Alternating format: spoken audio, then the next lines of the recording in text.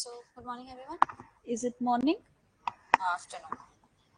Okay. So, first we'll start with the introduction. Without names, I can't. I see few familiar faces. Aditya, yours. Ishan, कविता. अरे नहीं नहीं नए वाले बच्चे कौन है? बिल्कुल fresh. You let me know your college and if you are pursuing which semester. हाँ जी. Pass out. Okay, yours. 5 year. You're pursuing which semester? 3rd year. आपका तो शायद नहीं पता. हाँ जी. That's great. हाँ जी. Your name ना? Pass out. 3 year long. 5 year. From where?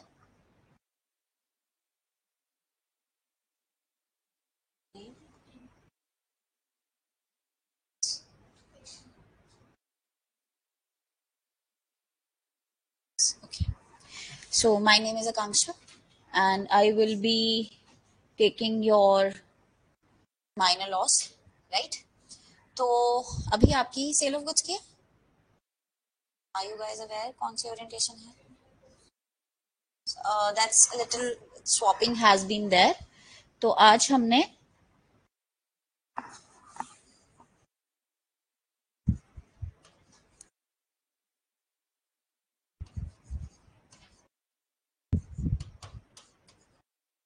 Cell of goods की थोड़ी सी ब्रीफिंग करनी है,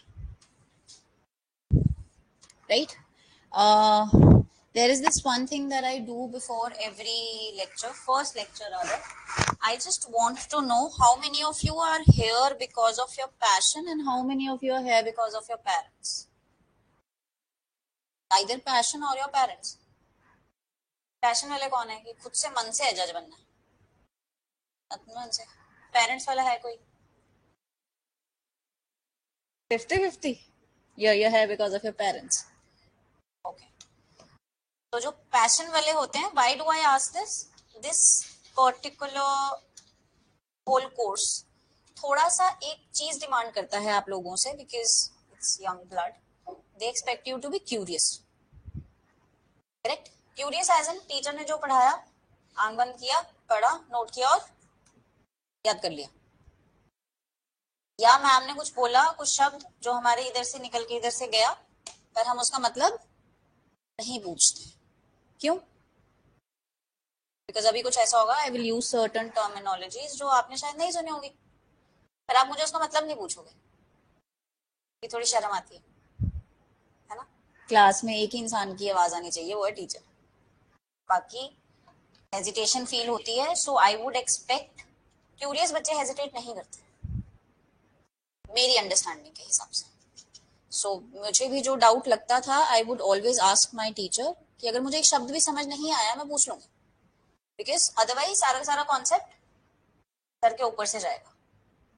So there will be very technical words also throughout your course. There will be legal words, words like X is mutually exclusive to Y.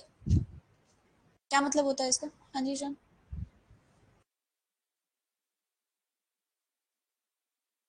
Anything. Section 5 and 14 are mutually exclusive.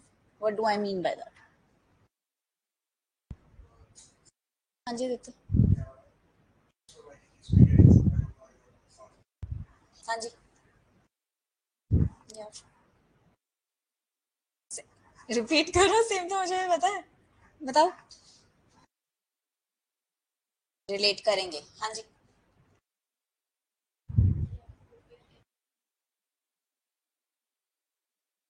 जो हमारे घर में मामा जी और फूफा जी होते हैं ना, वो म्यूचुअली एक्सक्लूसिव होते हैं. फूफा जी कहते हैं जब मामा जी आए फिर तो मैं आना ही नहीं. मामा जी कहते हैं जब फूफा जी बढ़ गए फंक्शन थे फिर तो मैं जब ही नहीं शक्ल दिखाऊंगा. तो हम क्या बोलते हैं घर में? यार अगर मामा जी आएंगे तो फूफा जी नहीं आएंगे, फूफा जी आएंगे तो मामा जी नहीं आएंगे.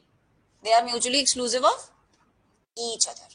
There presence in a particular scenario excludes the presence of the other. अगर 4 लग रहा है तो 14 नहीं लगेगा, 14 लग रहा है तो 4 नहीं लगेगा. Very right. Make sense? तो कुछ भी ऐसी टर्मिनोलॉजी है, not just from me, from any teacher, right? तो आपसे जो भी वर्ड है, इट कैन बी, आपके दिमाग में वो सबसे स्टूपिड डाउट हो सकता है, but a doubt to teacher is never a stupid doubt, right? So bring it on, कोई प्रॉब्लम नहीं है, ज्यादा से ज्यादा हंस लेंगे सारे, मुंह नहीं पड़ता है हंसने से। दूसरी चीज, हमारे पास 3 स्टेजेस हैं आपके पेपर के लिए, prelims, mains and interview. Am I right?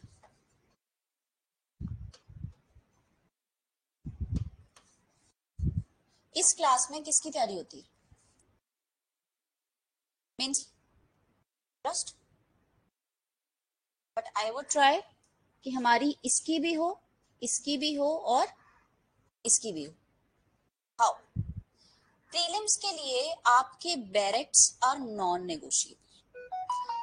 हमारे सेमेस्टर्स में जब हम पढ़ाई करते हैं, आई गेस बैरेक्ट ही एक ऐसी चीज है जो कभी जिंदगी में उठा के भी नहीं देखी होती। अच्छा, मेरे को कुछ 3rd 4th ईयर में लगा था, अच्छा बैरेक्ट जैसा भी कुछ होता है, ये एक येलो येलो सी किताब है और उसको देख के थोड़ा डर लगता होता है, तो हम उसको उठाते नहीं। प्रीलिम्स उसके बिना तो नहीं निकलेगा, एम आई राइट? तो हमने पहली चीज क्या करनी है, बेयर एक्ट पे कमांड बनानी है। सेकंड आते हैं आपके मेंस, जिसपे आप कॉन्सेप्ट क्लैरिटी पे काम करते हो। कॉन्सेप्ट क्लैरिटी में हम सेक्शन 1 to 30 नहीं पढ़ते, हम बीच बीच में से उठा के इंटरलिंकिंग करके कॉन्सेप्ट्स को इकट्ठा पढ़ते हैं। ये सबसे मुश्किल पार्ट है, इंटरव्यू। अब इंटरव्यू में आपके सामने कौन बैठे होंगे?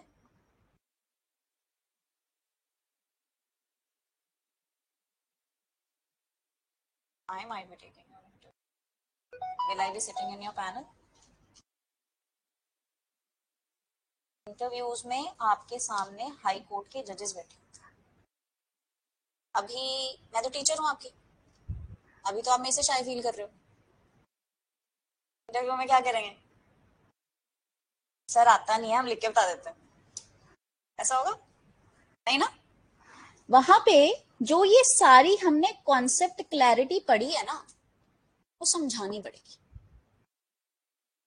समझे?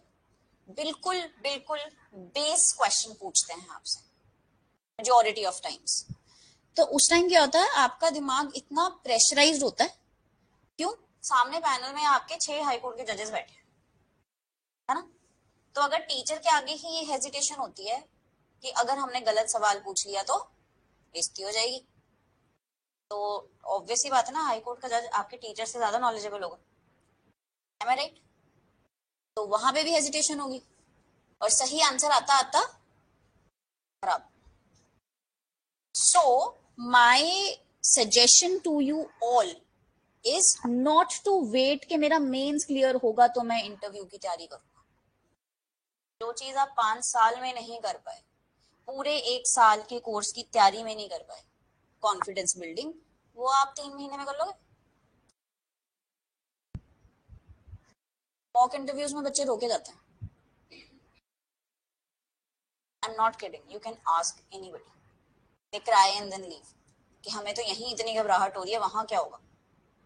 और वहां पे आपकी एंजाइटी उस वक्त से शुरू हो जाती है जिस वक्त से आप एंटर करते हो प्रेमाइस के अंदर, क्योंकि आपका इंटरव्यू वहीं से शुरू हो जाता है। How you behave, how you talk, everything is being monitored, right? तो थोड़ा सा कॉन्फिडेंस रखना है, हेजिटेशन कम रखनी है, और हेजिटेशन मतलब कम रखनी है, मतलब थोड़ी सी कम रखनी है, बिल्कुल ही कम नहीं रखनी, मतलब जो मन में आ रहा क्लास में बोले जा रहे हैं। So 1, we will maintain the decorum. 2, we will try to ask as many relevant questions जब तक हमारा कॉन्सेप्ट क्लियर नहीं हो जाता। 40 के 45 लेक्चर्स लग जाएंगे ज्यादा से ज्यादा, फिर आप मेरे से सवाल पूछ लोगे, ठीक है? अब हम अपने मेन टॉपिक पे आते हैं, जो कि है हमारा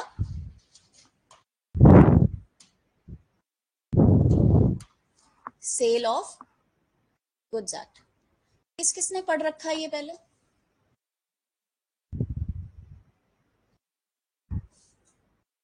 कौन इसकी शक्ल पहली बार देख रहा है? बाकी सुना है, बस सुना है. Anybody who does not even know what this act is? बाबा कुछ तो बोलो ना, ऐसे कुछ हाँ ना नहीं पता, थोड़ा सा देखा है. हाँ जी. For the reason I am asking is, if you tell me कि हमने तो बिल्कुल जीरो कुछ नहीं बता, फिर तो मैं ग्राउंड लाइन से बताऊंगी. अगर आप कहो हमें आता है तो मैं थोड़े से अपर लेवल से बताऊंगी. जल्दी बोलो. नहीं सुन, बिल्कुल नहीं. ओके. अब as I said, for prelims you are supposed to know the starting to the end of the barrett, और उसके अंदर हमारा इंडेक्स भी आता है. ठीक है. तो जो भी एक्ट आप शुरू करेंगे ना, उसका इंडेक्स हमने बोल के पीना है. ये मानकर चलो. थोड़ा सा अनरियलिस्टिक लगता है पर नहीं है. I have known certain students who knew every section of Indian Evidence Act, who know every section of SRA, partnership, SOGA, Hindu law, everything. If not section, they know that what it actually deals with, at least. ठीक है. और वो अपना intimidate नहीं होना है. It comes with practice. एक बारी में किसी से नहीं होता. मुझे पढ़ते हुए इतने साल हो गए, मैं भी अभी भूल जाती हूँ. सो डू नॉट थिंक कि मुझसे हो नहीं रहा है तो मैं नहीं क्लियर कर पाऊंगा. तो वो I will let you know with time that how we have to do that.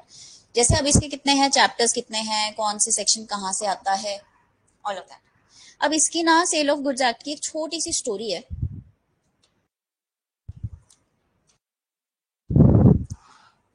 1872 में हमारे पास कुछ एनैक्टमेंट्स आई थी जो ब्रिटिशर्स ने बनाई थी. उसमें से एक है Indian contract act. Am I right? Indian contract act Britishers ने 1872 में बनाया. उसके साथ कोई एक्ट आपको याद आ रहा हो? इंडियन एविडेंस एक्ट, वो भी 1872 में बना. 1882 में आपका ट्रांसफर ऑफ प्रॉपर्टी बना. और हमारे पास इंडिपेंडेंस से पहले पहले कौन से एक्ट? ये भी तो 1930 का. ठीक है. अब इंडियन कॉन्ट्रैक्ट एक्ट आया ही क्यों? हमारे तो इंडिया में क्या कहते थे, प्राण जाए पर वचन न जाए, है ना? कह दिया तो कह दिया, करेंगे. इंडियन कॉन्ट्रैक्ट एक्ट ने क्या बोला कि आपने जब कुछ काम करना है तो लिखित में दो.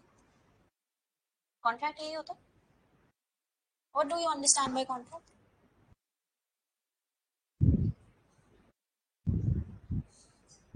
With consideration. और मैं और आप मूवी देखने चलेंगे, मैं आपको पैसे दूंगी, हो गया कॉन्ट्रैक्ट? हाँ या ना? नहीं होना. Any agreement which is enforceable by law. Enforceable मतलब अगर आपने ये एग्रीमेंट मेरा पूरा करने से मना कर दिया तो मैं आपको कोर्ट तक घसीट सकती हूँ. तो इंडियन कॉन्ट्रैक्ट एक्ट में कुछ असेंशियल्स हैं. सबसे पहले उन्होंने क्या कहा? 2 पार्टीज होनी चाहिए. सेकंड, उसके अंदर कंसिडरेशन होगी. थर्ड,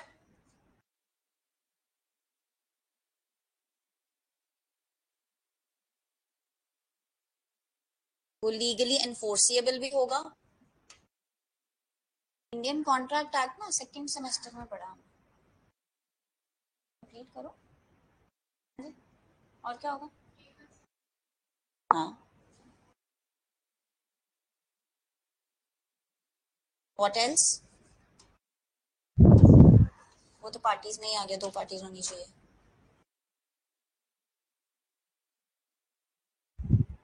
वो भी इसमें ही आ गया। आपकी जो पार्टीज हैं वो मेजर होंगी प्लस साउंड माइंड की होंगी,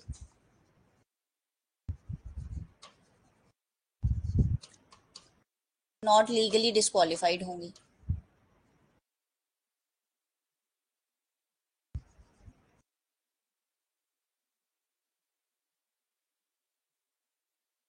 ऐसा ही कुछ है। ये आपका सेक्शन कौन सा बताता है? गुड। कंसिडरेशन भी होगी, हम उसको लीगली एनफोर्स भी करा सकते हैं, फ्री कंसेंट से भी होना चाहिए, और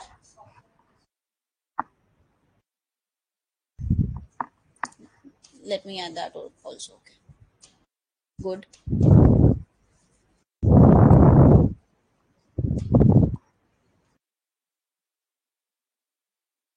Are we missing out anything? Section 10 क्या बोलता है? Lawful object and lawful consideration.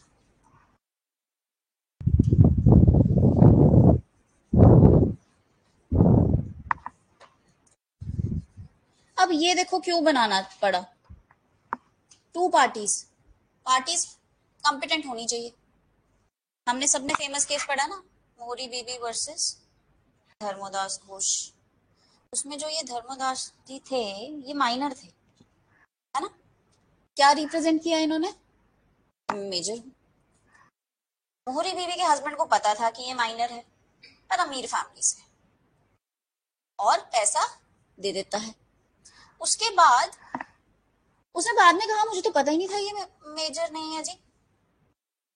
Court के said that we can not help it.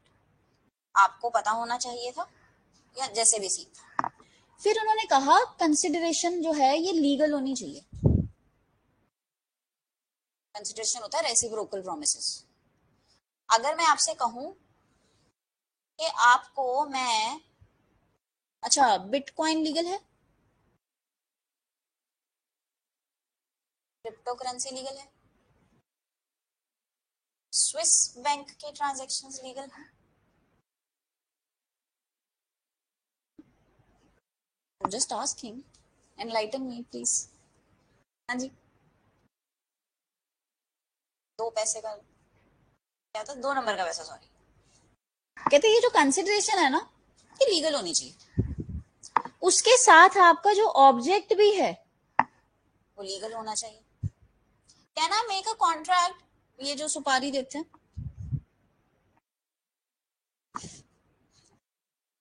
10 दिन का टाइम है, इस बार ये बंदा खत्म होना चाहिए, मैं आपको 2 करोड़ रुपए दूंगा। कंसिडरेशन तो वेरी लीगल, क्या ऑब्जेक्ट लीगल है? नहीं ना। मैं आपको 5 किलो कोकेन बेचने को तैयार हूं, आप खरीद लो, ऑब्जेक्ट लीगल है। पर यही 5 किलो विद परमिट एक फार्मेसी वाला ने खरीदना, समझे? Legal object, legal consideration. ऊपर से कहते ये होना भी फ्री कंसेंट से चाहिए। अब आपका इंडियन कॉन्ट्रैक्ट एक्ट कहता है फ्री कंसेंट क्या है, पर क्या नहीं है ये पता है। आपका जो भी consent fraud, misrepresentation, coercion, mistake और अनड्यू इन्फ्लुएंस से दिया जाए वो फ्री कंसेंट तो नहीं होगा, राइट? फ्रॉड क्या होता है? मुझे पता है एक चीज खराब है, मेरे पास आईफोन 15 था, 2 साल चला हुआ है, मैंने आपको बेच दिया क्या कह के, अभी लिया, अभी अभी आपको भी लग रहा है हाँ ठीक है अभी लिया, मैंने क्या किया आप पे? फ्रॉड। मिस रिप्रेजेंटेशन, मुझे भी नहीं पता कि जो आईफोन है वो 3 साल पुराना, मेरे को क्या कह के आया है नया है, मैंने आपको क्या कहा नया है। ये इनोसेंट मिस्टेक होती है। क्वेर्जन, मैं बता दूं आपकी मम्मी को कि आपके 200 में से आए थे 0 नंबर, आपने कहना नहीं। Anybody who's scared of their mothers? No, none. कोई एल्डर सिबलिंग है, मतलब बड़ा बच्चा है घर का? मैं भी। चांटे चूटे नहीं पड़े वो बड़े। मेरी मम्मी तो 5-7 मारने के बाद पूछती थी जल्दी बताइए किया है कि नहीं किया। So at this moment, somebody can tell me I'll drop you into the jail. I'll be like, yeah, do it. Go right now. But if they say I'm going to tell your mother, you rather drop me in jail, but don't go to my mother. यही होता है. Those who are scared. अच्छा कोई पापा से जिसको डर लगता है? आपको किसी से डर नहीं लगता? जेंजी हो गया? हैं? कुछ कहते नहीं? वाह मैंने सुना था जेंजीज को किसी से डर नहीं लगता. You come to the millennials, they are still scared of their parents. Means I am old enough to take my decisions, पर मुझे अभी भी घर से बाहर जाने से पहले अपनी मम्मी से पूछना पड़ता. मैं जाऊं प्लीज थोड़ी देर. And if she say no, I can't. मैं आज भी दूसरे दिन बाहर घूमने नहीं जा सकती. बस मैं एक दिन फन करके आ चुकी हूँ. राइट? मैंने बोला कि मैं आपकी मम्मी को बता दूंगी. देख लो फिर अब आपने ये प्रॉपर्टी मुझे देनी है कि नहीं देनी. आपने कहा ले लो यार पर मम्मी को मत बता. मैंने क्या किया आपके ऊपर? क्वेश्चन. या मैंने आपको बोला मैंने जान ले लेनी है किसी की. कोई भी ऐसा ऑफेंस करने का डरावा देके आपसे कंसेंट ले लिया तो क्या वो फ्री हुआ? फिर आया जी अनड्यू इन्फ्लुएंस. अनड्यू इन्फ्लुएंस में आपका या तो फिड्यूशरी रिलेशन होता है. क्या लिख रही हूं मैं?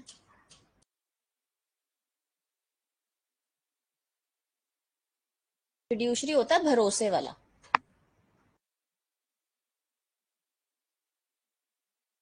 या डोमिनेंट रिलेशन होता.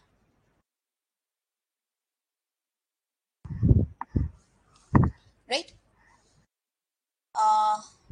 What is the maximum shagun you have ever received anywhere?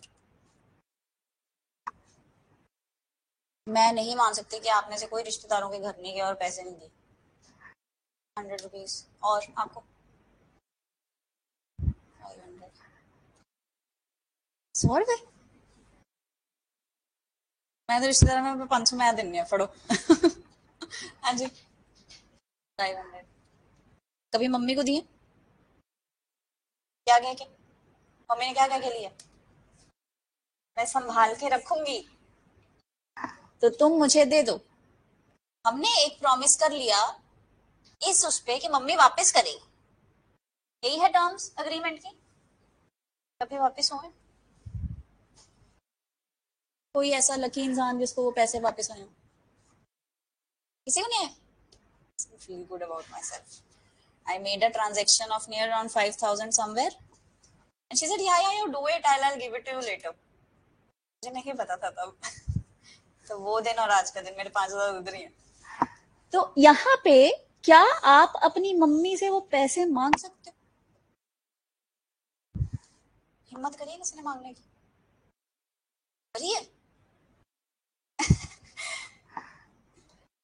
Dangerous people. नहीं सच में करिए. मिल गए थे? सवाल वहां पे है. नहीं पर आपने हिम्मत कर ली वो भी बहुत बड़ी बात है. कमेंडेबल. हाँ जी. Anybody else who received that money back? God's favorite child. Mummy is in a position of dominance. She took your consent by using this position. अगर वो मम्मी नहीं मांग रही होती, छोटा भाई मांग रहा होता, देते? डांटा मार के चले जाते. और मैं तो उनके भी उठा लेती हूँ कि तुम भी अपने अपने डिपॉजिट करा के जाओ. Because I am in a dominant position. है ना? छोटे भाई पे मैं कंसेंट नहीं देती, अग्रीमेंट भी नहीं करती, क्योंकि even though it's a fiduciary relationship, the position was not dominant. फिर आ जाती है हमारी लास्ट मिस्टेक. मिस्टेक जिसमें मुझे भी नहीं पता. दोनों साइड या तो यूनिलेटरल होती है या बायलेटरल होती है. यूनिलेटरल होता है सिर्फ एक पार्टी की मिस्टेक, बायलेटरल होता है दोनों पार्टीज की मिस्टेक. तो अगर इन कंडीशंस में कभी भी कंसेंट दिया जाए तो वो फ्री नेचर का नहीं होता. M I right? ये बड़ी सारी बातें ब्रिटिशर्स ने रल मिला के लिख दी इंडियन कॉन्ट्रैक्ट के अंदर। अब इंडियन कॉन्ट्रैक्ट क्यों लाना पड़ा हमें? Because there were too many transactions. और अगर आपको ध्यान हो, ब्रिटिशर्स यहाँ करने क्या आए थे?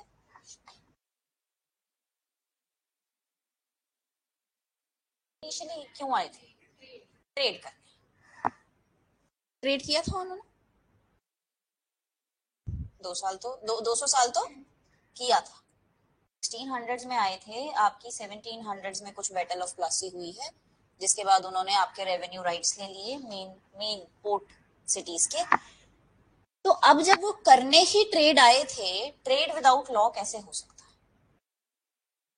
M I right? इतना सारा बढ़ा लिया, पूरे पैन इंडिया में अपना सारा फैला लिया, तो उन्होंने कहा अब हम लीगली करेंगे। अब जो ट्रेड है, जो ट्रांजेक्शन है, वो लीगली उससे होंगी। बाद में तुम करो नहीं करो, मानो नहीं मानो। हम तो हिंदू उसमें मानते थे कि वचन आपका परम धर्म है। ब्रिटिशर्स नहीं मानते थे, वो कहते हमें तो चाहिए लिखित के अंदर। फिर उसके बाद यार ऐसा क्या हुआ कि इसके अंदर से भी हमें सेल ऑफ गुड्स एक्ट बाहर निकालना। क्वेश्चन समझे? 1872 में आपका इंडियन कॉन्ट्रैक्ट एक्ट तो बन गया,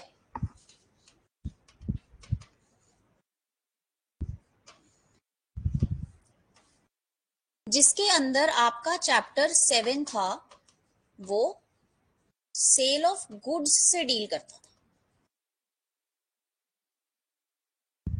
let me justify what I am saying is correct और नॉट।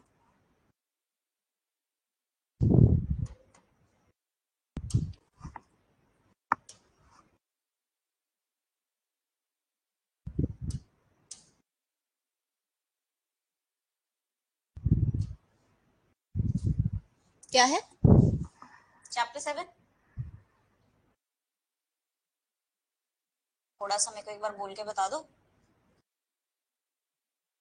अच्छा लगता है ना, थोड़ी थोड़ी आवाज आती हुई बच्चों की। 76 से लेके 123 तक सारा का सारा आपका सेल ऑफ। ऐसी कौन सी आफत आ गई कि यहां से इनको सबको रिपील करना पड़ गया? कुछ तो हुआ होगा, है ना? अच्छा, how many of you live in PGs? घर में कौन रहता है? आप घर में रहते? रेस्ट्रिक्शन है? उन्होंने हाँ जी बोल के ना बहुत साइलेंट था। मैं भी अभी घर में ही रहती हूँ। Anybody tell me a very weird restriction? ये तो कभी समझ ही नहीं आई, पर फॉलो करनी पड़ती है।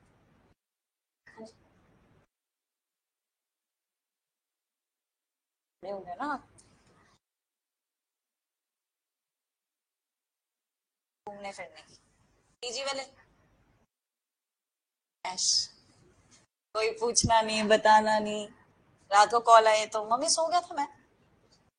हैं? चलो, मेरे को तो नहीं पता। देखो, कहते बच्चे मूव आउट कब करते हैं? जब घर में स्पेस कम हो रही होती है। मुझे थोड़ा और ग्रो करना है, कुछ चेंजेस चाहिए, मैं अपना घर अपने हिसाब से बनाना चाहता हूँ।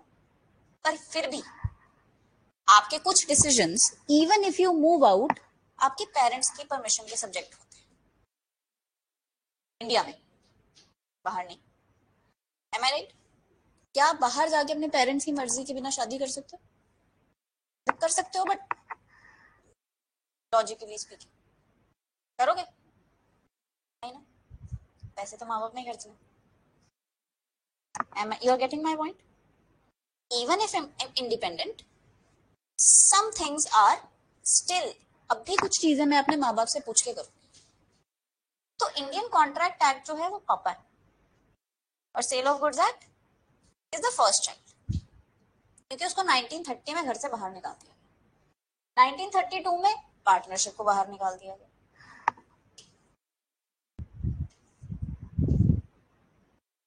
इसके ही कहीं ऊपर, वो जब आप पार्टनरशिप देखोगे तब देखना। So first child is sale of goods act. अब ये बाहर निकल चुका, तो सेल ऑफ गुड्स एक्ट कहता है कि देखो अभी तक तो जो आप उधर पापा बोल रहे थे वो तो ठीक है, पर अभी मेरी कुछ बातें डिफरेंट होने वाली है। समझे कि सेल ऑफ गुड्स एक्ट में बिल्कुल सही बात है, अभी तक कुछ गलत नहीं कहा कि पार्टीज जो होनी चाहिए वो कितनी होंगी, 2 पार्टीज होंगी जिनके बीच में एक अग्रीमेंट बनेगा। अग्रीमेंट कैसे बनता है? ऑफर और एक्सेप्टेंस से बनता है। इसके अंदर एक कंसिडरेशन भी होगी। इंडियन कॉन्ट्रैक्ट तो कहता है कोई भी रेसिप्रोकल प्रॉमिस होता है, पर मैं कह रहा हूं कि सिर्फ मनी होगी और कुछ नहीं होगा, है ना। और क्या था? देखो, सेल तो मेरे अंदर भी एक लीगल ऑब्जेक्ट की ही करनी है।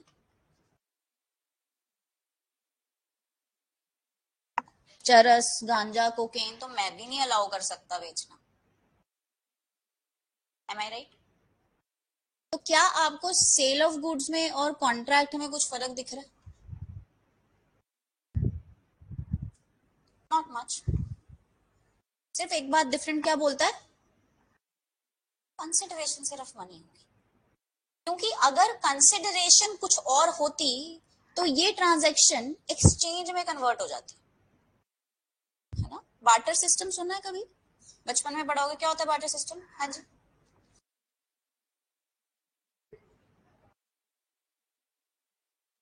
है ना। हाँ, जब आपने ये मेरी नानी के टाइम की भी बात है, जब बर्तन खरीदने जाती थी ना, तो पैसे नहीं, वो ग्रेन्स लेके जाती थी। So she used to tell us कि आजकल तो पैसे में आने लग गई हैं चीजें, पहले तो हम ग्रेन से खरीदते थे।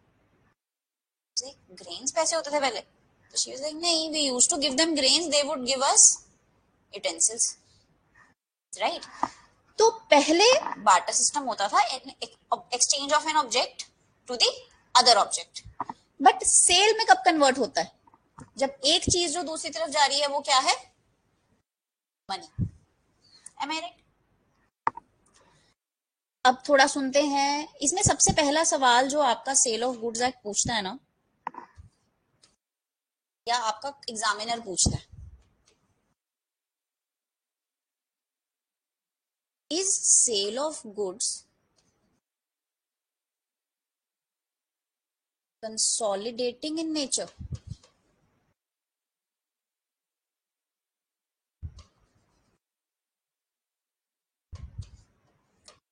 Anybody who's good with jurisprudence? Subject का नाम सुना? Interpretation of statutes. इंटरप्रिटेशन मतलब निकालना, स्टैट्यूट मतलब लॉ का। तो इंटरप्रिटेशन ऑफ स्टैट्यूट सब्जेक्ट आपको ये बताता है कि लॉ में अगर कहीं कंफ्यूजन आ जाए तो इसका मतलब कैसे निकालना। M I right? Harmonious construction से निकालना है, स्ट्रिक्ट से निकालना है, लिबरल से निकालना है। इजस्टम जनरस क्या होता है? इजस्टम जनरस क्या होता है?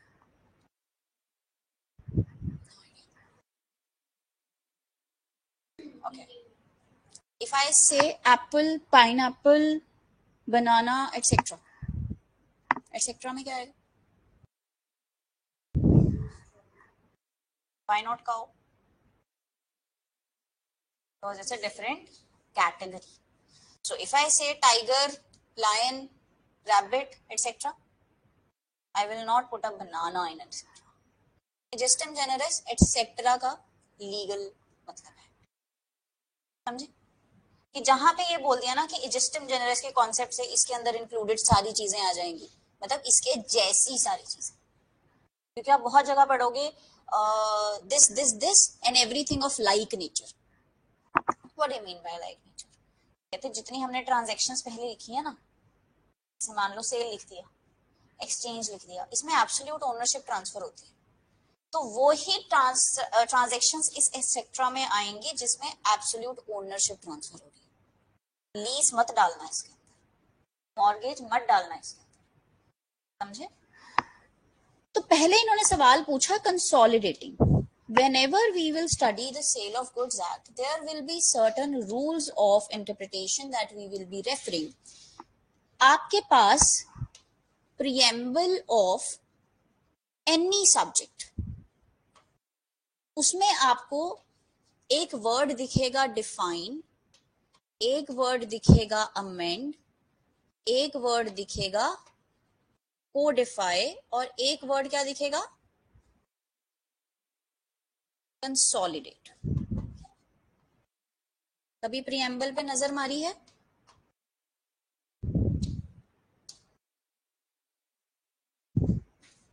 ये प्रीएम्बल होता है हर एक्ट का।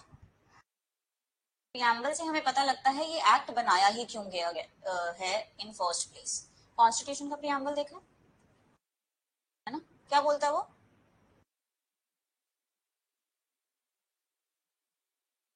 We the people of India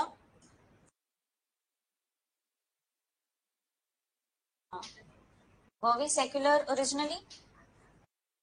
The secular word has been added by which amendment? 42nd. Second? Mini constitution. वो 44th है। तो ऐसे जैसे कॉन्स्टिट्यूशन में प्रीएम्बल है ना, हर एक एक्ट में प्रीएम्बल, जो कि ये बताता है कि हमने ये एक्ट जो अभी बना रहे हैं ये क्यों बना रहे हैं, right? Let's refer to sale of goods act. What it has to say is, कहते हैं जहां पे भी आपने डिफाइन करना है या अमेंड करना है, कौन सा लॉ? वो लॉ जो रिलेट करता है सेल ऑफ गुड्स एक्ट से। तो डिफाइन भी कर रहा है कुछ और ये अमेंड भी कर रहा है। डिफाइन तो ठीक है, कुछ नई नई बातें बताता है, अमेंड क्या कर रहा है? जब एक्ट ही नया आया है तो अमेंड क्या कर रही है? कुछ कॉन्ट्रैक्ट की बात है। Make sense? तो इसके अंदर कौन से वर्ड्स हैं? एक डिफाइन है और अमेंड है। अब मैं आपको इनका मतलब बताती हूँ। डिफाइन मीन्स कुछ देखो टर्मिनोलॉजीज है ना, वो मैं आपको बताऊंगा और उसको पूरे सेल ऑफ गुड्स में एज इट इज चिपका देना। बार बार नहीं बताने वाला प्राइस क्या होता है, ये आपका मूवेबल क्या होता है, बायर कौन है, सेलर कौन है। जहां पे भी मैंने पूरी उसमें बायर लिख दिया उसका मतलब ये। Am I right? अमेंड का क्या मतलब होता है कि मेरे इस सब्जेक्ट से रिलेटेड कुछ कोडिफिकेशन पहले हो रखी थी, मैं ना उसमें कुछ चेंजेस करना चाहता हूँ। समझे? हमने अभी देखा ना चैप्टर 7 में था ये सेल ऑफ गुड्स एक्ट, तो उसके जो कुछ प्रोविजंस हैं मैं उसमें कुछ चेंज करना चाहता हूँ, तो मेरे थ्रू उसके अंदर कुछ चेंजेस आने वाले हैं। जहां पे भी आपको कोडिफाई दिखे, ये आप ना हिंदू मैरिज में, सक्सेशन में, अडॉप्शन, मेंटेनेंस में, इन सब में देखते हो। हिंदू में, हाँ जी, हिंदू लॉ कब बना है? अभी आपने कल फैमिली लॉस के ओरिएंटेशन लिए 55 में ना मैरिज एक्ट, बाकी सारे 56 में। उससे पहले क्या था?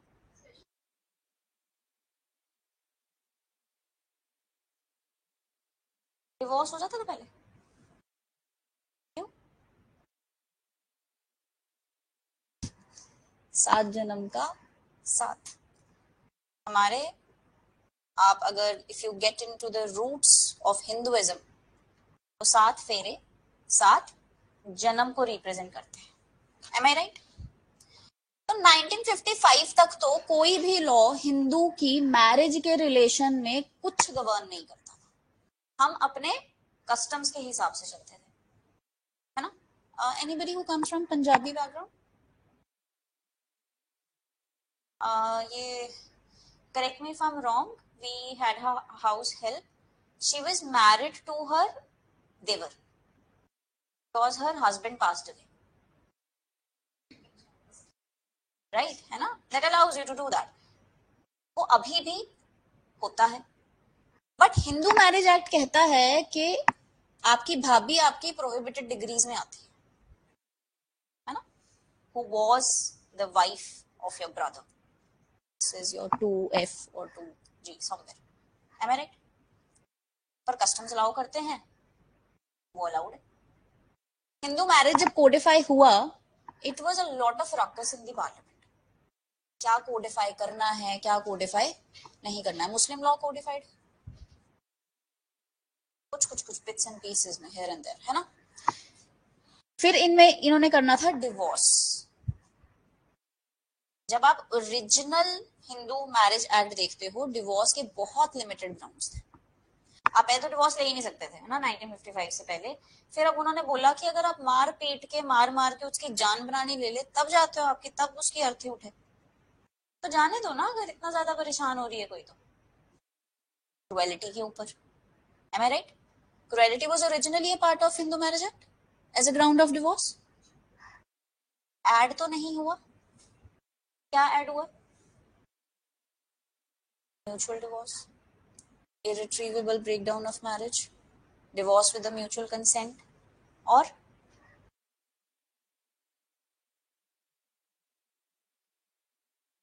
Judicial separation. आरसीआर तो ओरिजिनल है। कहते आप रह ही नहीं सकते, आप शादी क्यों करिए, कठिन रहना दो, है ना। वहां पे जब आप प्रियम्बल देखोगे ना, ये वर्ड यूज किया गया है, टू कोडिफाई।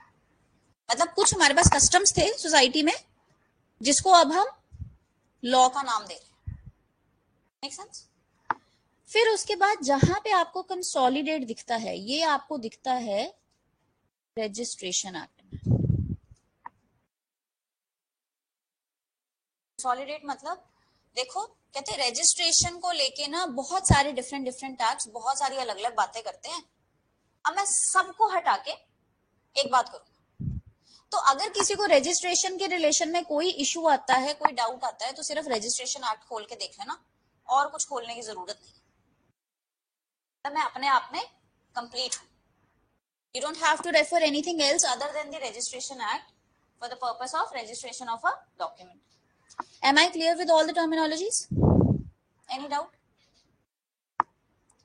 तो यहां पे तो इसने कहा कि मैं सिर्फ डिफाइन एंड अमेंड कर रहा हूं, कंसोलिडेट तो कर ही नहीं रहा, है ना। तो पहली चीज तो हमें इसके प्रियम्बल से पता लगता है कि ये कंसोलिडेटिंग नेचर का नहीं है। उसके बाद सेक्शन 2 में देखो, इन्होंने ना कुछ टर्मिनोलॉजीज डिफाइन की है ना, and good thing is they are in alphabetic format, B, D, F, G, am I right? अब ये कहते हैं इन्होंने कुछ जो भी टर्मिनोलॉजीज हमने डिफाइन कर दी, पर इसका 15 देखो क्या कह रहा है। 15 कहता है एक्सप्रेशंस यूज्ड, ऐसे टर्म्स जो सेल ऑफ गुड्स में यूज तो किए गए हैं पर डिफाइन नहीं किए, पर उसको डिफाइन इंडियन कॉन्ट्रैक्ट में किया हुआ है, shall have the meaning assigned to them in that sense. Let me give you one example of it. यहां पे इन्होंने क्या बोला, डिलीवरी का क्या मतलब। Anybody has iPhone? आईफोन है किसी के पास? है ना। अभी मैं आपको डरा धमका के आईफोन ले लूं और पकड़ा दूं 50 रुपए, होगी सेल। पर यहाँ तो पूरे सेल ऑफ गुड्स में कहीं नहीं लिखा कि विदाउट कंसेंट सेल की हुई सेल नहीं मानी जाएगी। बात समझे? डिलीवरी मतलब वॉलेंट्री ट्रांसफर। वॉलेंट्री कब होगा? जब फ्री कंसेंट होगा, और फ्री कंसेंट तो सेल ऑफ गुड्स में लिखा नहीं हुआ। कहाँ लिखा है? तो क्या मैं इस ट्रांजैक्शन को अभी सही बोल सकती हूँ? क्योंकि इंडियन कॉन्ट्रैक्ट एक्ट क्या कहता है कि आपने क्वर्जन से लिया, तो हम इसको सेल नहीं मानेंगे। मान लो एक लड़की देखिए आपने, जा रही है बढ़िया अपना फोन आईफोन 16, आपने निकाले 2000, भागते भागते गए 2000 पकड़ाया और फोन लेके भागे, सेल होगी? क्यों? द कंसेंट वाज नॉट ठीक, वर्जन से लिया। बात समझे? This sale of goods act is absolutely silent about the free consent. Free consent का पार्ट कहां से प्ले होता है? कॉन्ट्रैक्ट से। तो ये जो वॉलंटरी वर्ड है यूज तो किया गया है, पूरे सेल ऑफ गुड्स में डिफाइन नहीं, तो उसका मतलब हम 215 के हिसाब से कहां से उठाएंगे, इंडियन कॉन्ट्रैक्ट एक्ट के हिसाब से। अब 3 application of provisions of 9 of 1872, ये भी इंडियन कॉन्ट्रैक्ट एक्ट की ही बात कर रहे हैं। कहते अनरिपील्ड प्रोविजंस ऑफ आईसीए, हमने क्या देखा 76 से लेके 123 तक रिपील्ड हैं, तो 1 to 75 as it is stand कर रहे हैं। उसमें ना एक कॉन्सेप्ट आता है नोवेशन का। नोवेशन माने नोविस मतलब new, fresh, I am novice, I am a beginner, right. Novation means new contract. English बहुत इजी है, सारे वर्ड्स इंटर रिलेटेड है। मैलाफाइड, मैला इनसे, जहां पे मैल मैल मैल दिखे मीन्स इट्स बैड, बोना means good, right. Even in maxims, आप जहां पे भी आपको जिस मैगजिम में लेक्स वर्ड दिख रहा है उसका मतलब है लॉ, राइट। तो इजी है, इतना मुश्किल नहीं है। नोवेशन का मतलब होता है, मान लीजिए आपने एक कॉन्ट्रैक्ट बनाया, बाद में उसको चेंज कर लिया, तो नोवेशन कहता है you don't have to perform the older contract, यही है। अब आपको क्या लग रहा है, ये जो सेल ऑफ गुड्स एक्ट है, अभी तो हम जब पढ़ेंगे तो इसको रियल लाइफ से रिलेट करके पढ़ेंगे। पहले ट्रेडिंग होती थी अच्छे खासे बिग लेवल पे, उन्होंने पोर्ट सिटीज ही क्यों कैप्चर की थी, by have you ever thought of it. Calcutta, Madras और बॉम्बे, तीनों पोर्ट सिटीज हैं, क्योंकि उनका सारा का सारा जो ये ट्रेड था वो थ्रू सी होता था। इसमें भी आप कुछ सी से रिलेटेड चीजें पढ़ोगे, ट्रांजिट ट्रांजिट ट्रांजिट ट्रांजिट, यहाँ पे पहुंचने से पहले ऐसा होगा। तो दिल्ली से पार्सल भेजो, एक दिन में आया था। नायका से ऑर्डर किया कभी, एक दिन में आया था। मैंने आज किया, अगले दिन मेरे पास पार्सल आ जाता। मैं सोचती हूँ चलो कल तो मम्मी घर पे नहीं होगी, कल थोड़ी आएगा, जब मम्मी होती तब आ जाता है। तो पहले इतनी जल्दी नहीं होते थे, आप इसको उस टाइम को हिसाब में रख के पढ़ना। तो इन्होंने क्या बोला, कहते ये देखो कुछ ऐसे पार्ट्स हैं जो इंडियन कॉन्ट्रैक्ट एक्ट में रिपील नहीं हुए, जैसे नोवेशन। अगर आप सेल ऑफ गुड्स में भी अपना कॉन्ट्रैक्ट पिछला खत्म करके नया बना लेते हो, आपको पुराना परफॉर्म करने की जरूरत नहीं है। Frustration of contract, frustration of contract क्या होता है,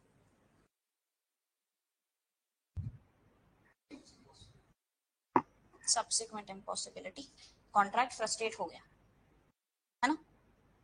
ओके, डीमोनेटाइजेशन कौन से ईयर में हुआ, 16 में। क्या हुआ था रातों रात, what date, 8 November. The denomination of 5000 and 1000 क्या किया, पुराना नोट खत्म कर दिया ना, ओवरनाइट खत्म कर दिया ना। और कितना टाइम दिया था कुछ, कि जाना है तो बैंक में जाके चेंज करवा के आ जाओ। अब फॉर एग्जाम्पल आपके पास, आपने कॉन्ट्रैक्ट कर लिया, सेल में ही कर लिया, और उसके कुछ 20-25 लाख आपने देने थे, 20-25 लाख कैश इसमें पड़ा है, ओल्डर डिनोमिनेशंस में पड़ा। अब ओवरनाइट खत्म, क्या मेरा कॉन्ट्रैक्ट फ्रस्ट्रेट हो गया? If they would not have given me the time to change it, क्या मेरे पास वो 20-25 लाख होते? नहीं होते ना।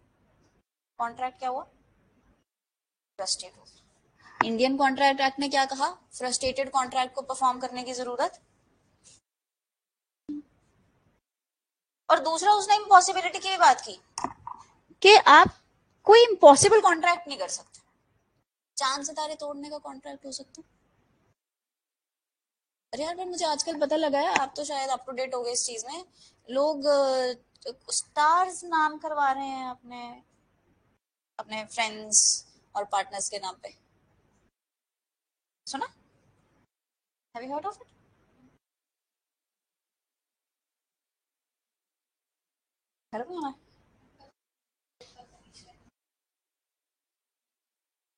कौन बेच रहा है? मून पे भी बेचने लगे डीलर, मून की property. I would want to know कौन खरीद रहा है। अच्छा देखो, प्रॉपर्टी बेचने का कॉन्ट्रैक्ट क्या होता है? ये फोन किसका है? अबे मेरे पास पड़ा है, मेरा होगा। मेरा है ना? क्या आप इनको बेच सकते हो? You should have the title to sell the property, ना? और you should have the authority to sell. जैसे रियल एस्टेट एजेंट्स होते हैं, उनके पास अथॉरिटी होती है कि हम आपकी प्रॉपर्टी सेल ऑफ कर सकते हैं, क्योंकि ओनर ने दी authority. Am I right? Mars की प्रॉपर्टी की टाइटल किसके पास है? एलियंस के पास। एलियंस ने अथॉरिटी दे दी है रियल एस्टेट एजेंट को। I don't know how this is happening, but according to me, it's an impossible contract. You can't do that. तो क्या हम इसके अंदर कोई इम्पॉसिबल चीज सेल करने का प्रॉमिस कर सकते? इनोवेशन का भी कॉन्सेप्ट सेल ऑफ गुड्स में नहीं लिखा हुआ, प्रेस्टेशन का कॉन्सेप्ट सेल ऑफ गुड्स में नहीं लिखा हुआ, पर स्टिल अप्लाई करता। इसके वर्चू की वजह से section 3। Now whenever we will read this, आपको 215 और 3 सिमिलर से लगे, तो सेम ही बात कर रहे हैं। इसमें इन्होंने बोला है 15 में, I have used certain terms but I have not defined it. तो उसकी डेफिनेशन कहां से उठाओगे? कॉन्ट्रैक्ट एक्ट से। सेक्शन 3 ऑन द कॉन्ट्ररी क्या कह रहा है कि देखो, जितना अनरिपील्ड पार्ट है कॉन्ट्रैक्ट एक्ट का, वो किस पे अप्लाई करेगा? Sale of goods. समझ में आई? तो हमें 3 जगहों से ये पता लगता है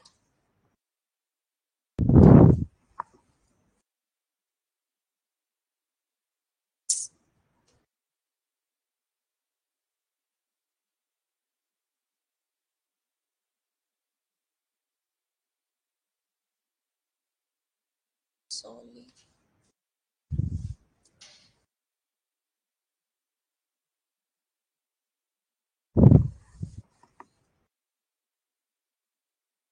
first is the preamble, because it merely uses the word defines plus amends. Second, section 2 subsection 15, जो कि क्या कह रहा है, that expressions used but not defined.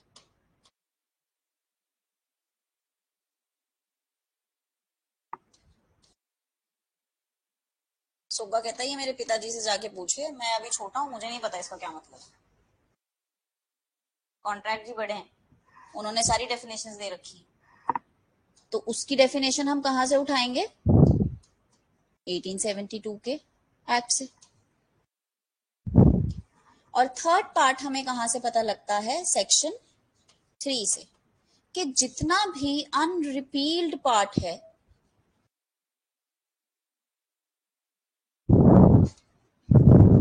Of ICA, वो सोगा पे अप्लाई करेगा, प्रोवाइडेड वो इनकंसिस्टेंट नहीं।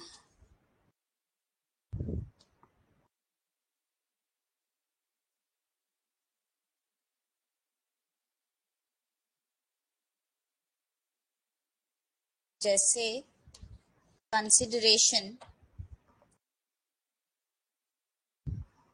2D में डिफाइंड है,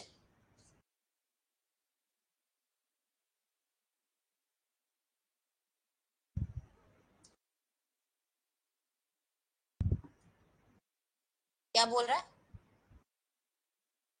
When at the desire of the promisor or any other person, what you have to do is, you don't have to do something, या आप promise करते हो कुछ करने का या ना करने का, या आपने कुछ प्रीवियस पुराने टाइम में कर दिया था या नहीं किया था, तो उसको हम क्या कहेंगे?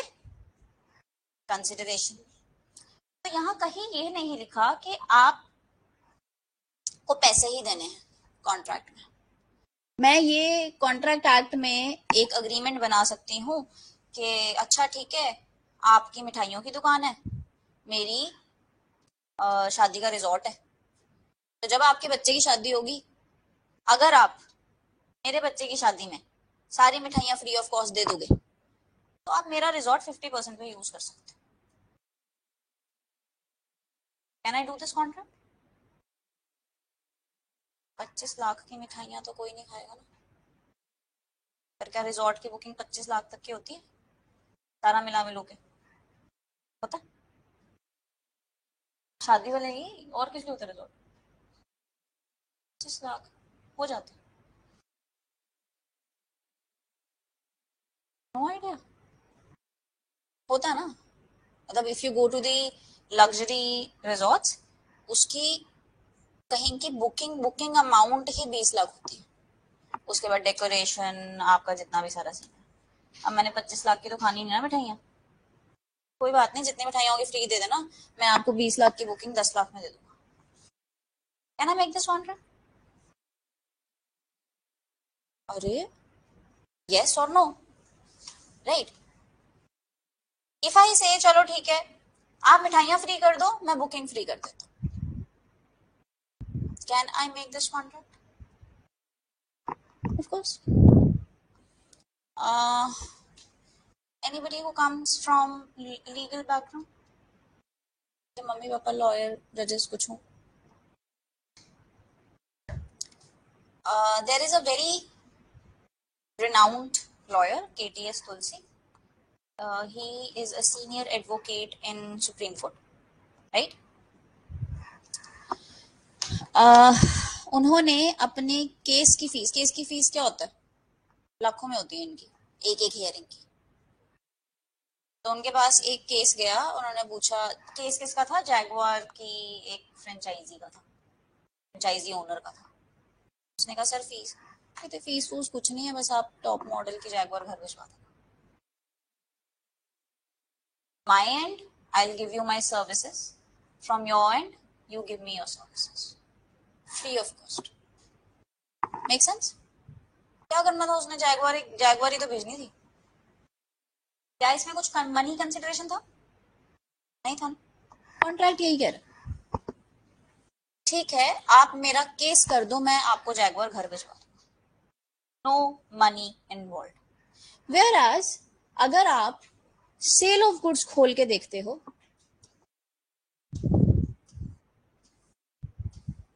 ये क्या बोल रहा है? प्राइस क्या होगा? सिर्फ money consideration, means money consideration for the sale of goods. क्या इसने उल्टी बात कर दी? जहां पे कॉन्ट्राडिक्शन आई सेल ऑफ गुड्स में और कॉन्ट्रैक्ट में, तो क्या अप्लाई होगा?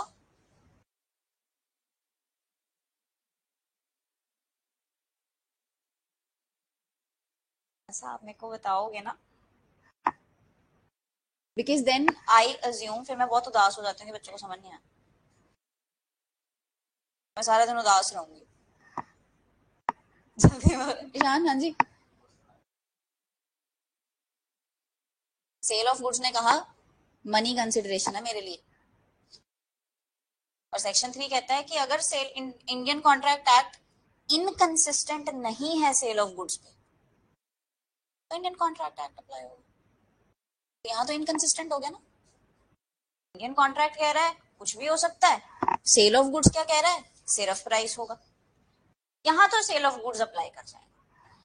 पूरे सेल ऑफ गुड्स में ना नोवेशन की बात की, ना फ्रस्ट्रेशन की बात की, ना एजेंसी की बात की, किसी चीज की कोई बात नहीं। तो यहाँ पे कुछ इनकंसिस्टेंसी आई, sale of goods is silent, Indian contract says contract novate हो गया, पुराना परफॉर्म करने की जरूरत नहीं। सेम कोई ऐसे अलग अलग बात तो नहीं कर रहे, सेल ऑफ गुड्स चुप है, इंडियन कॉन्ट्रैक्ट एक्ट बोल रहा है, तो क्या अप्लाई होगा? Contract act. Sale of goods has no say about it. पर कंसिडरेशन के पॉइंट में sale of goods act is assertively saying कि मेरे लिए तो सिर्फ मनी कंसिडरेशन हो. वहां पे इंडियन कॉन्ट्रैक्ट एक्ट की कंसिडरेशन की डेफिनेशन अप्लाई नहीं होगी. Did I make some sense? क्या आप समझा पाओगे किसी को कि sale of goods act consolidating क्यों नहीं है? हाँ जी.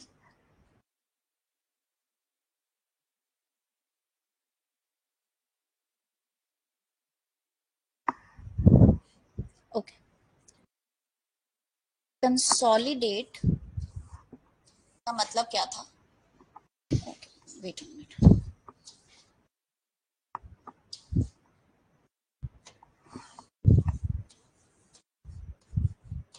सेल ऑफ गुड्स एक्ट कौन से मैटर से डील करता है? जब हमने गुड्स मतलब चीजें, कैसे लिखेंगे? Hindi is too poor.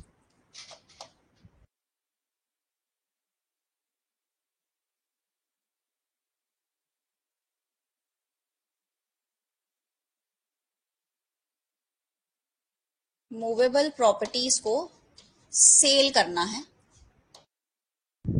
Movable property क्या होती है? जिसको एक जगह से दूसरी जगह उठा के लेके जाया जा सकता है, या जिसको बनाया ही इसलिए गया है कि उसको बाद में काट के एक जगह से दूसरी जगह ले जाए, है ना?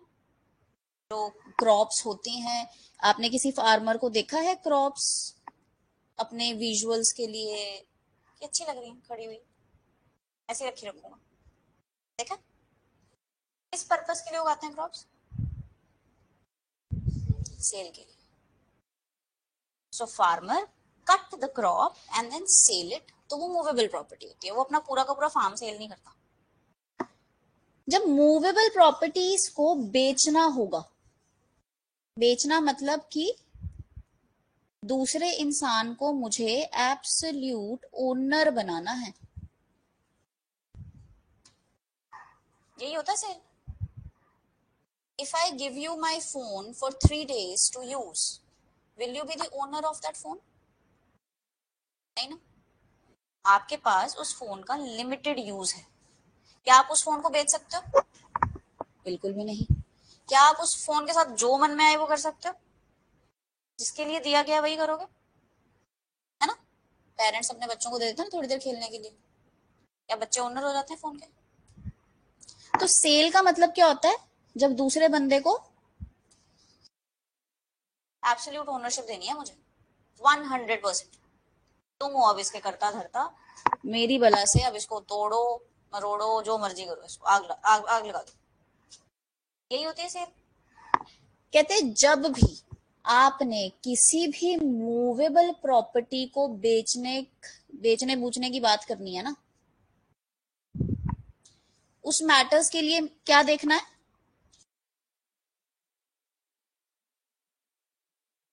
Cell of goods act. Am I right? क्या सेल ऑफ गुड्स के लिए आप एनडीपीएस एक्ट रेफर करोगे? नहीं ना. या प्रिवेंशन ऑफ करप्शन करोगे? एनडीपीएस करेंगे. नहीं. जब मुझे कोई मूवेबल प्रॉपर्टी सेल करनी है, क्या मैं एनडीपीएस रेफर करूंगी? एनडीपीएस तो इसलिए रेफर करते हैं कि कितना रख सकते हो, कितना नहीं रख सकते, क्या लिमिटेड अलाउड है आपका, ऑल ऑफ दैट. और कितनी तरह के ड्रग्स होते हैं टेक्निकली, अगर आपने उसका पीछे का शेड्यूल देखा हो तो मतलब कि सेल ऑफ गुड्स एक्ट इन मैटर से डील करता है, यही कह रहा है. अगर सेल ऑफ गुड्स एक्ट का मैटर डील करना है तो क्या मैं सिर्फ, सोगा मेरे सारे जवाब दे देगा? मैंने सोगा से पूछा कि यार मैंने ना पुराना कॉन्ट्रैक्ट खत्म कर दिया और अब नया बना लिया है, पुराने का क्या करूं? सोगा साइलेंट है. सोगा कुछ जवाब ही नहीं देता उस बात का. देता तो उसके लिए मुझे क्या खोलना पड़ेगा? कॉन्ट्रैक्ट. सीआरपीसी सुनिए.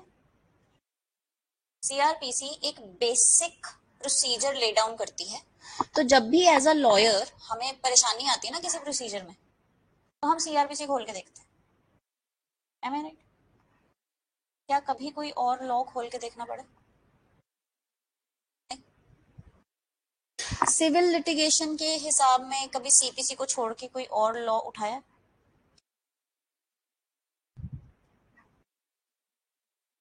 लिमिटेशन उसके साथ में ही आता है। You always read CPC and limitation and they together. कैसे फाइल करना है सूट, कौन करेगा, किसका लोकस स्टैंडाई है, all of these things CPC gives you the answers. Am I right? तो वो सिर्फ इतनी बात कह रहा है कि मूवेबल प्रॉपर्टी की जब सेल करनी है तो सोगा के साथ इंडियन कॉन्ट्रैक्ट एक्ट खोलना ही पड़ेगा। तो सोगा अपने आप में परिपूर्ण तो नहीं है, कुछ कुछ बातें बताता है, पर बाकी बातें कॉन्ट्रैक्ट एक्ट बताता है।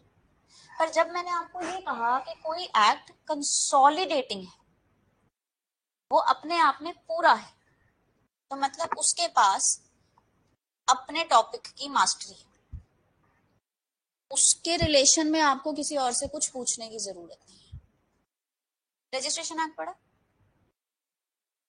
देखा? रजिस्ट्रेशन एक्ट बताता है कौन रजिस्टर करेगा, कहाँ रजिस्टर करना है, कितनी फीस देनी है, कितने टाइम में रजिस्टर करना है, कौन सा रजिस्टर करना है, कौन सा नहीं रजिस्टर करना है, और किस जगह पे रजिस्टर। कोई सवाल ऐसा है ही नहीं जो रजिस्ट्रेशन एक्ट एक डॉक्यूमेंट को रजिस्टर कराने के चक्कर में चुप है, उसको सब पता है। सेल ऑफ गुड्स एक्ट को सब कुछ नहीं पता मूवेबल प्रॉपर्टीज की सेल के बारे में, वो अभी भी डिपेंडेंट किस पे? Contract act. तो जब एक एक्ट को सब कुछ अपने मैटर के बारे में पता होता है ना, तो मतलब कि वो कंसोलिडेटेड है, पूरा है अपने आप में। सीआरपीसी, सीपीसी, ये पूरे पूरे, राइट?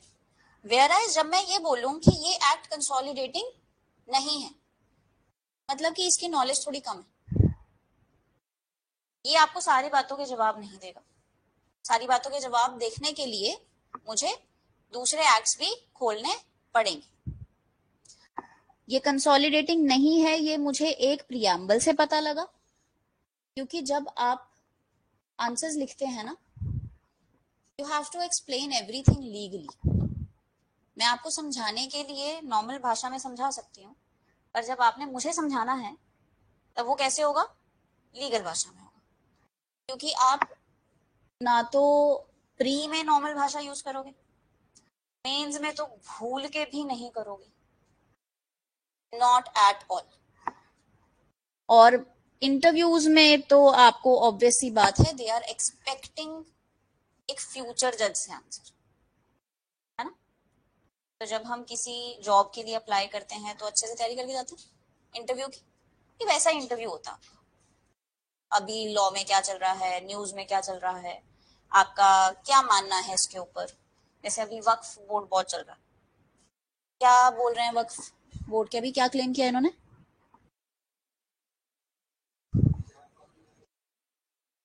ज्ञान Vapi mocks, sorry mosque, and they are saying कि ये मॉस्क ओरिजिनली हमारी है, पर हिंदूज क्या कह रहे हैं? टेम्पल पे बनी है ना, कि टेम्पल पे बनी है, करा लो सर्वे। अभी उन्होंने क्या कहा? पार्लियामेंट और पीएम हाउस वक्फ प्रॉपर्टी है, ये हमारी है, सुप्रीम कोर्ट में गया। और अभी रिसेंटली क्या कहा? कुंभ मेले की जो प्रॉपर्टी है वो हमारी। कहां से कह रहे हैं ये? कौन अलाउ कर रहा है इनको? ऐसा कौन सा एनैक्टमेंट है जो वक्फ को कोई भी प्रॉपर्टी क्लेम करने का राइट देता है? और उसमें ये भी लिखा है कि एक बार वक्फ ने ये बोल दिया कि ये प्रॉपर्टी हमारी है तो प्रिज्यूम करके चला जाएगा कि उनकी है। जो बोल रहा है कि ये वक्फी नहीं है, बर्डन ऑफ प्रूफ उस पर लाई करता है। Got my point? ये ऐसे ऐसे सवाल आपसे इंटरव्यूज में पूछ लेते हैं। आपका इंटरव्यू का syllabus is not restricted to the syllabus of your mains.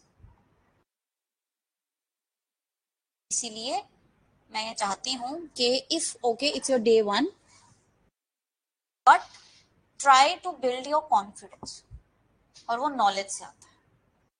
ज्यादा से ज्यादा गलत हो जाएगा सवाल, या मैंने आपसे आंसर पूछा, आंसर गलत हो जाएगा. What can I do about your wrong answer? Nothing. छोटे होते तो डंडे पड़ जाते थे ना हाथ पे, मैं मार सकती हूँ? मैं तो कोई ऊंची आवाज में भी नहीं कह सकती. आपकी मर्जी है, बड़े बच्चे हैं, आपको पढ़ना है पढ़े, नहीं पढ़ना ना पढ़े, मेरा ड्यूटी पढ़ाना.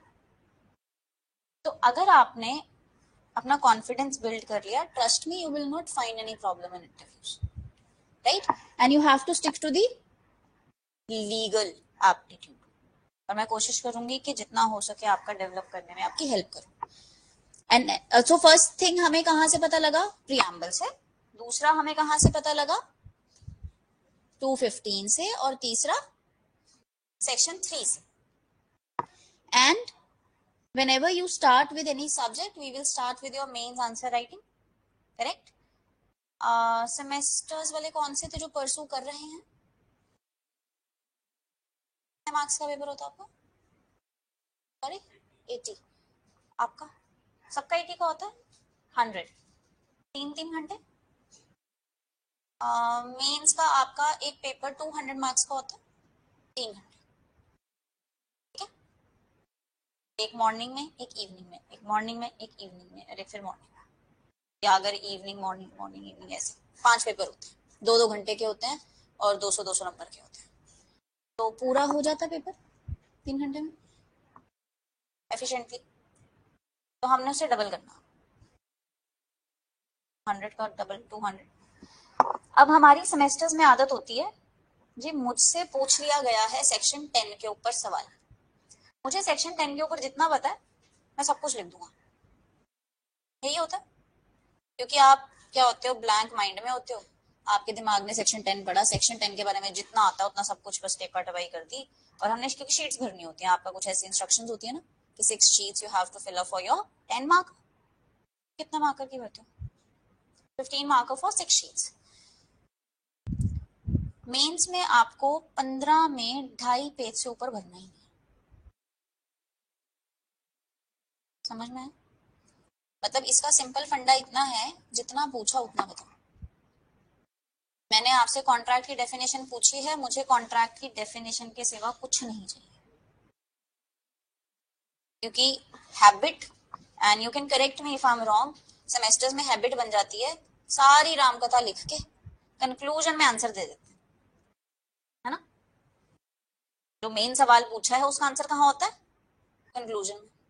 और वो होता है 3 लाइनों का. I am not kidding you. The examiner will read just those 3 lines and will give you marks in relation to that. अच्छा, हिंदू लॉ में आरसीआर हम सबको पता. आरसीआर क्या होता है? Restitution of conjugal rights. अब मान लीजिए आपसे सवाल पूछा है कि मुझे कॉन्स्टिट्यूशनल वैलिडिटी बताएं आरसीआर की, क्या ये कॉन्स्टिट्यूशनली वैलिड है? और सेमेस्टर्स हैबिट क्या होंगी? सेक्शन 9 के एसेंशियल, सेक्शन 9 की लैंडमार्क जजमेंट्स. भाई जो दिमाग बोल रहा है सब लिख दो. सेक्शन 9 की आगे पीछे राम कथा जितनी आती सारी लिख देंगे, और एंड में कंक्लूजन में लिखेंगे yes it is constitutionally valid because इस जजमेंट में ये कहा गया था. ये होगा जवाब. मीन्स के लिए आपका वो 2 लाइन का जवाब है, चाहे वो आपने सारा 3-4-10 पेज भर दिए हैं, जो मर्जी करा. So you are getting my point. So we have to restrict ourselves and to stick to what has been asked. आपका टी सरिता में पहली बार उठा था ये सवाल, जिसमें उन्होंने क्या कहा था? अनकॉन्स्टिट्यूशनल. कि आप किसी को फोर्स नहीं कर सकते किसी के साथ रहने के लिए. There was this actress who did not want to live with her husband. तो उसने बोला कि मैंने नहीं रहना क्योंकि सेक्शन 9 है ही कॉन्स्टिट्यूशनली इनवैलिड है, मैंने नहीं रहना. तो उन्होंने कहा हाँ इनवैलिड है. फिर दोबारा चैलेंज हुआ. फिर उन्होंने कहा कि जी नहीं, ये बिल्कुल कॉन्स्टिट्यूशनली वैलिड है, क्योंकि मैरिज का मतलब क्या है? Basic consideration of a marriage is to stay together, is to cohabit. If you don't have to cohabit, why are you even getting married in first place? तो दोबारा से इसको कॉन्स्टिट्यूशनली वैलिड कहा गया. तो मुझे आपके आंसर में उन 2 जजमेंट्स के सिवा कुछ भी नहीं चाहिए. ठीक है? तो ये मैंने थोड़ा सा आपको एक हिंट इसलिए दिया है शुरू में, because whenever your main batch is gonna start, from the very first week आपके टेस्ट शुरू हो जाएंगे. जिस सब्जेक्ट का जितना जितना कवर हो रहा है, and you will face certain problems because obviously habits बनी हुई हैं. So don't hesitate in attempting the test. You have to give the test and we will tell you that how you have to fix it also. कोई मुश्किल चीज नहीं है means, बस हमने थोड़ी सी अपनी हैबिट्स चेंज करनी है, थोड़ा कॉन्सेप्ट क्लैरिटी पे काम करना है और थोड़ी सी क्यूरोसिटी बनानी है. Anybody has any doubt regarding your preparation, your syllabus, your pattern, anything? No? सबको सब क्लियर है? आज का लेक्चर समझ में आ गया?